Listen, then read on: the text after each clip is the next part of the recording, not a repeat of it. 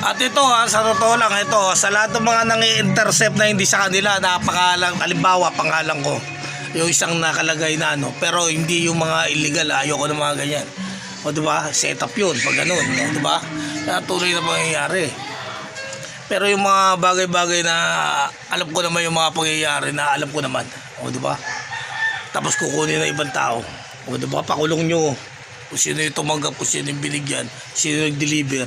Yan ang tunay na pangyayari. Mas lalo sa mga galing sa OFW, mga door to door. O diba?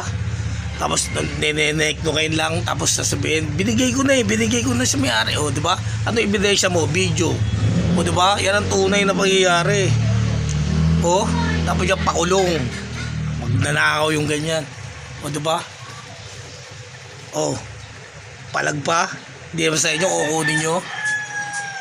Oh, dapat yung utak mo nasa puwet.